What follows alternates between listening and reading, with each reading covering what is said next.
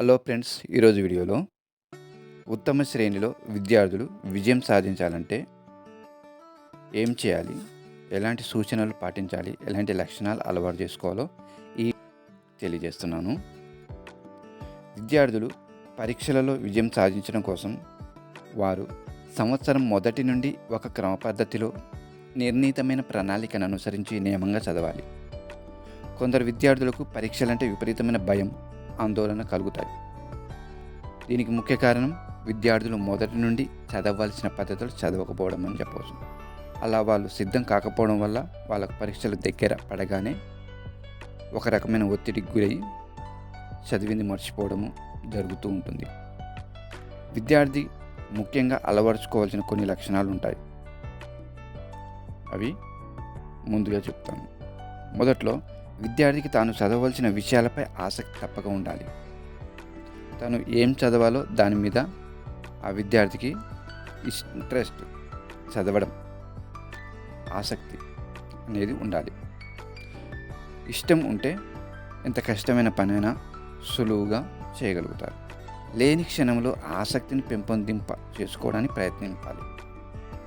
ఆ తర్వాత క్లాసులో పాఠాలు శ్రద్ధగా వినాలి. ఏ రోజు చెప్పిన పాఠాలు ఆ రోజు ఇంటికి వచ్చిన తర్వాత తిరిగి చదవాలి. క్లాసులో ఉపాధ్యాయుడు చెప్పిన ముఖ్యాంశాలు మననం చేసుకుంటూ ఉండాలి. ప్రతి క్లాసులో ఉపాధ్యాయుడు కొన్ని ముఖ్యమైన విషయాలను చెబుతూ ఉంటాడు. వాటిని మళ్ళీ మళ్ళీ గుర్తు చేసుకోవడం చేస్తూ ఉండాలి.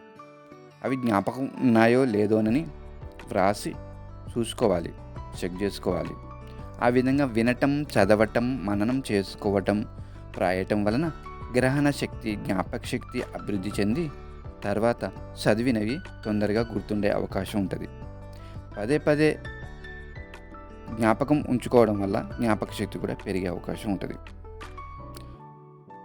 కొన్నిసార్లు చదివిన పాఠాలలో అర్థం కాని విషయాలు కానీ, సందేహాలు కానీ ఏమైనా ఉంటే వాటిని ఉపాధ్యాయుల ద్వారా తెలుసుకొని నివారించుకుంటూ ఉండాలి. అయితే చాలామంది ఎక్కువగా విద్యార్థులు చేసే పని ఏమంటే, ముఖ్యమైన ప్రశ్నలు కొన్నింటికి మాత్రం సమాధానం రాసుకోవడం, తయారు చేసుకోవడం, అవే నేర్చుకోవడం. ఇంకా కొంతమంది విద్యార్థులు ఉపాధ్యాయులను అడిగి ముఖ్యమైన ప్రశ్నలు చెప్పరా అని, ముఖ్యమైన ఆన్సర్లు చెప్పరా అని అవి మాత్రమే టిక్కు పెట్టుకొని అవి మాత్రమే చదవడం చేస్తూ ఉంటారు.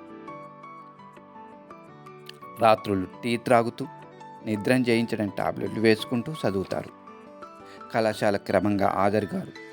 ఇది సరైన పద్ధతి కాదు, ప్రమాదకరమైనది కూడా. దీనివల్ల ఆరోగ్యహాని, పరీక్షలలో అపజయం కూడా తప్పదు. కాబట్టి ఉత్తమ శ్రేణిలో విద్యార్థులు విజయం సాధించాలంటే కొన్ని ముఖ్యమైన లక్షణాలు కంపల్సరీగా అలవాటు చేసుకోవాలి. ఒకటి సచ్చీలము. అవి ఏంటి అంటే, ఒకటి సచ్చీలము అంటే మంచి శీలము అన్నట్టు. విద్యార్థి మంచి శీలవంతుడై ఉండాలి. శీలేన శోభతే విద్య అన్నారు పెద్దలు. విద్యార్థి క్రమశిక్షణతో కూడిన జీవితాన్ని గడుపుతూ మంచి అలవాటును కలిగి ఉంటే చదువు అనేది వచ్చే అవకాశం ఉంటుంది. ఇంకొక విషయం, రెండవది పుస్తక పఠనం. పుస్తక పఠనంలో తీసుకోవాల్సిన జాగ్రత్తలు కూడా ఉంటాయి. పుస్తక పఠనం అంటే పుస్తకాన్ని చదవడం. విద్యార్థి తాను చదువుతున్న సబ్జెక్టులలో సమగ్ర విషయ పరిజ్ఞానానికి అనేక ఇతర పుస్తకాలను కూడా చదవాలి. విద్యార్థి తాను చదువుతున్న సబ్జెక్టులలో తను ఒక సబ్జెక్ట్ చదువుతున్నప్పుడు ఆ సబ్జెక్టుకు సంబంధించింది ఆ ఒక్క బుక్ కాకుండా, ఒక గ్రంథం కాకుండా ఆ విషయానికి సంబంధించి ఇతర పుస్తకాలను కూడా చదవడం అలవాటు చేసుకుంటూ ఉండాలి. వాటి కోసం ఉపాధ్యాయులను ఆశ్రయించవచ్చు, లేదా లైబ్రరీల మీద ఆధారపడవచ్చు. ఇలా మనకు ఏది అవసరం ఉంటే వాటి మీద ఆధారపడి ఆ విషయ పరిజ్ఞానాన్ని పెంచుకుంటూ ఉండాలి. సబ్జెక్టులలో నిష్ణాతులైన వారిని పరిచయం చేసుకుని వారి ద్వారా అనేక కొత్త విషయాలు, సూక్ష్మాంశాలు తెలుసుకుంటూ ఉండాలి. మంచి శీలం వలన మంచి అభివృద్ధులు చెందుతాయి. చదవడంలో, పుస్తక పఠనంలో ఎటువంటి పుస్తకాలు చదవాలనేది కూడా ఒక భాగమే. చదువుతాం, కానీ ఎటువంటి పుస్తకాలు చదవాలి, ఎలా చదవాలి, ఎటువంటి సమయాలలో చదవాలి, ఎటువంటి ప్రదేశాల్లో చదవాలి, ఇన్ని విషయాలు కూడా జాగ్రత్తలు తీసుకోవాల్సిన విషయం ఉంటుంది. ముందుగా ఎటువంటి పుస్తకాలను చదవాలి. టెక్స్ట్ పుస్తకాలతో పాటు ఆయా విషయాల మీద పరిశోధన చేసి రచయితలు రాసిన ఉత్తమ గ్రంథాలు చదవాలి. టెక్స్ట్ పుస్తకంతో పాటు అంటే పాఠ్య గ్రంథంతో పాటు ఆయా విషయాల మీద పరిశోధన చేసిన రచయితలు ఉంటారు, రీసెర్చ్ గ్రంథాలు. అలాంటి ఉత్తమమైన గ్రంథాన్ని చదివితే మంచి విషయాలు, లోతైన జ్ఞానం వచ్చే అవకాశం ఉంటుంది. వారి విషయ పరిజ్ఞానము, అభిప్రాయాలు ఏ కోణాల నుండి ఏ విధంగా ఉన్నాయో విశ్లేషించగలుగుతారు. దీనివలన విషయంపై ఎక్కువ అధికారం లభిస్తుంది.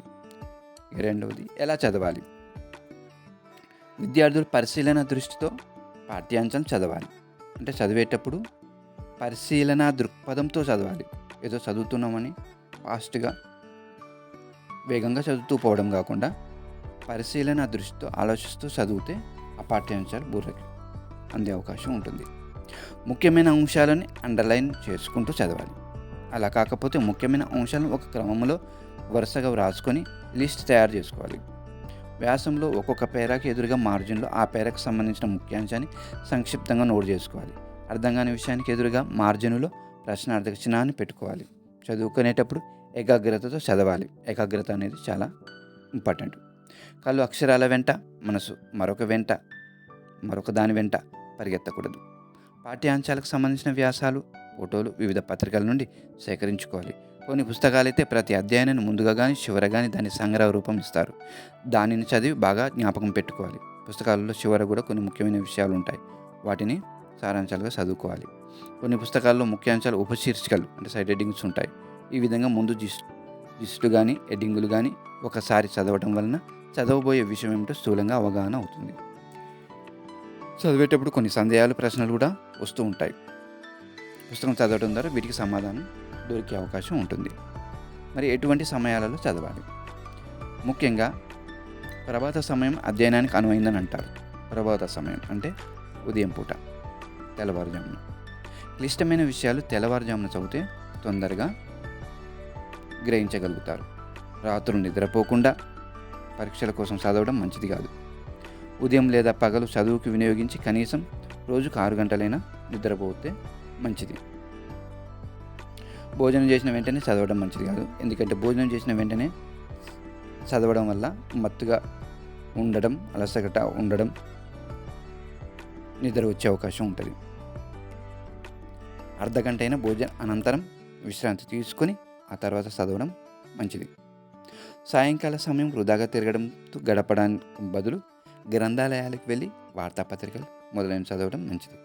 వివిధ పుస్తకాల్లో కనబడిన సూక్తులు, సామెతలు, జాతీయాలు, చమత్కారాలు మొదలైన వాటిని దైనందిన మాటలలో కలుపుకుంటూ చదువుతుండాలి. ఉత్తరపత్రాలు, వ్యాసాల్లో ఉపయోగిస్తూ ఉండాలి. సెలవులలో పాఠాలను విపులంగా చదువుకోవడం కోసం సమయం దొరుకుతుంది. ఆ సెలవుల సమయాన్ని మన అర్థం కాని విషయాన్ని లోతుగా వేరే పుస్తకాలు చదివి అర్థం చేసుకుంటూ నోట్స్ తయారు చేసుకొని చదవడం ఉపయోగించుకోవాలి. ఎటువంటి ప్రదేశాల్లో చదవాలి? మనసు చంచలమైనది. మనసు కోతిలాగా ఒక విషయం నుండి ఇంకొక విషయంలోకి ఉప్పిగంతులు వేస్తుంటుంది. కాబట్టి మనసును ఒకే విషయంపై దృష్టి నిలిపి చదవాలి. అంటే ఏకాగ్రత నిలిపి చదవాలి. ఒక అంశాన్ని చదువుతున్నప్పుడు ఆ ఒక్క అంశం మీదే దృష్టి పెట్టాలి. మనసులో వచ్చే ఆలోచనలని నియంత్రించుకుంటూ ఉండాలి. కాబట్టి ప్రశాంతమైన చోట ఏకాగ్రతతో చదివితే చాలా మంచిది. ఒకే గది లేదా ఒకే ప్రదేశంలో కూర్చొని చదవడం ఏకాగ్రత కుదరడానికి దోహదం చేస్తుంది. మనకు కావాల్సిన పుస్తకాలు వగైరా ఎప్పుడు అవసరం వస్తే అప్పుడు తీసుకోవడం తగిన ఏర్పాట్లు చేసుకోవాలి. గదిలో గాలి ధారాళంగా వస్తూ ఉండేటట్టు ఉండాలి. వెలుతురు బాగా ఉండేటట్టు చూసుకోవాలి. వెలుగు ఎక్కువగా కళ్ళపై పడకుండా చూసుకోవాలి. మన వెనుక వైపు నుంచి వచ్చి చదివే పుస్తకంపై పడాలి. అంటే కిటికీ కానీ బల్బు కానీ కళ్ళకు ఎదురుగా ఉండకూడదు. రాత్రి సమయాల్లో టేబుల్ లైట్ కాంతిలో చదివినట్లయితే కాంతి పైకి వృధాగా పోకుండా ఆ బెడ్రూమ్ బల్బుకి ఉండి తీరాలి. సరైన గాలి వెలుతురు లేకపోతే మానసికంగా కానీ శారీరకంగా కానీ అలసిపోవడం సంభవిస్తుంది. చదివేటప్పుడు సుఖంగా కూర్చొని చదవాలి. శబ్దాలు అటు ఇటు తిరిగే వ్యక్తులు ఏకాగ్రతను భంగం కలిగించవచ్చు. ఏకాగ్రత నిరంతరమైన అభ్యాసంతో సాధించాలి. ఈ ఏకాగ్రతను ఏ విధంగా సాధించాలి అనేది నేను మరి ఒక వీడియోలో మీకు చెప్తాను. అసలు ఏకాగ్రత అంటే ఏంటి, దాన్ని ఏ విధంగా సాధించాలి, దానివల్ల ఉపయోగాలు ఏంటి అనేది నేను మరి ఒక వీడియోలో చెప్తాను. తర్వాత కఠిన శ్రమ చేయడం, ఇది ఒక లక్షణం. హార్డ్ వర్క్ అంటారు. కఠిన శ్రమ చేయడాన్ని అలవాటు చేసుకోవాలి. ఒక నిర్దిష్టమైన టైం టేబుల్ వేసుకొని దాని ప్రకారం చదివేవారు పరీక్షలకు దగ్గరగా వచ్చేసరికి చివరి నిమిషం వరకు శ్రమపడని అవసరం ఉండదు. అలా చదవచ్చు. కాబట్టి ఏనాటి పాఠాన్ని ఆనాడే మనసుకు హత్తుకునేలా చదివేయాలి. ఏ రోజు ఆ రోజు చదవడం వలన ఎక్కువ కాలం జ్ఞాపకం ఉంటుంది. అప్పటికప్పుడు పరీక్షల ముందు త్వరగా కంఠస్థం చేసింది పరీక్షలైన వెంటనే మర్చిపోతారు. కాబట్టి పరీక్షల ముందు నుంచే చదవటం వలన పరీక్షలకు హడావుడి అనేది ఉండదు.